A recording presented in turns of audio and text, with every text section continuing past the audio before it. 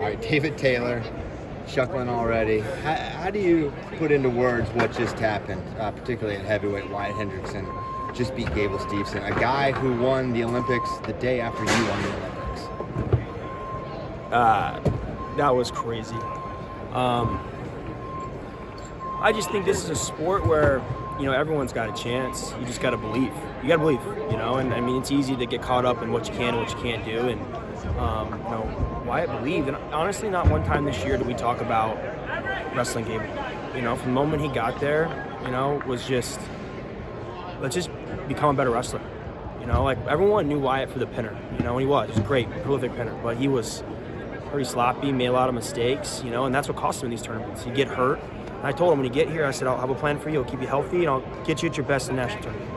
And I think this whole year, he bought into that. And I think that was a big deal for him, And this summer when I was training, I was able to wrestle him. And back then I could still wrestle him a little bit, but then, he got in shape and he cleaned some things up. And you get a 260-pound guy like that that's motivated and hungry with that kind of athleticism that starts to learn his technique and starts to dial things in and really focus. Anything could be possible.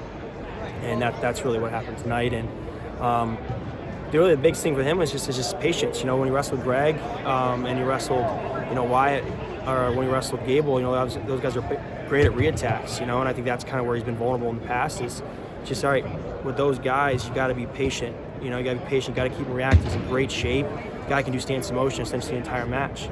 And he's great on top, and that's a difference maker for him. And it all adds up.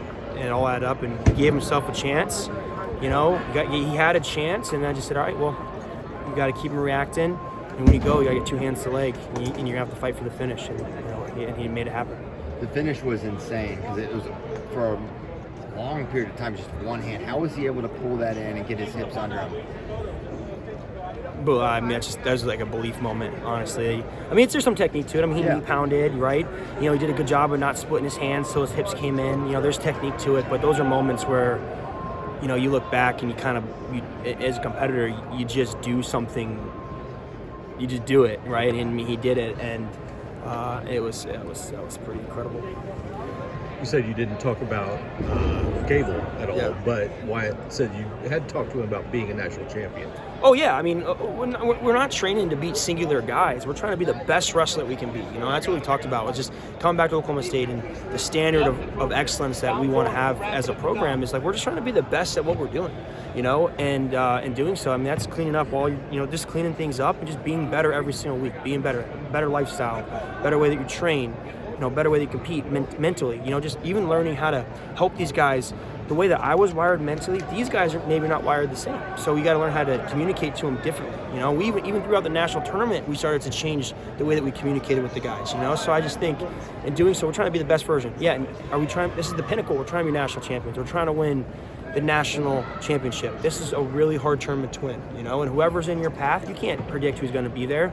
But when you step across the mat, you got to be ready to take some guys out. He mentioned the text messages that you started sending him really early on. Was that part of that, just learning how to communicate with him and get to him, or was there some other reason that motivated you to send those messages? I just think it's belief, right? It's just seeing something, verbalizing it, believing it, and it's not overly. It just got to become something that it's just part of your DNA. When you step out there, you're going to win, And I think that's just it's slowly throughout the year, and it's maybe the first time you kind of chuckle at it. And then you're like, oh, actually, no, I think I can do this. And then you start to become what you are, and just remind them, dude, you can do some great things, and you did something pretty great tonight. How monumental of a moment is that for it to happen in your first year for the program? I think I don't know. You guys probably can judge it more than I can, but that was one of the greatest matches I've ever seen in my entire life. It's almost like surreal in the corner to think, hey, we have a chance here. Right, we got a chance here, and Wyatt, he believed it. He came over. He's like, I'm gonna get take it. Go get it, So it's we got not to.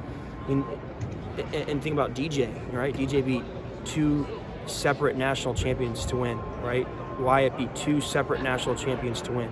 I think that's speaks to our staff and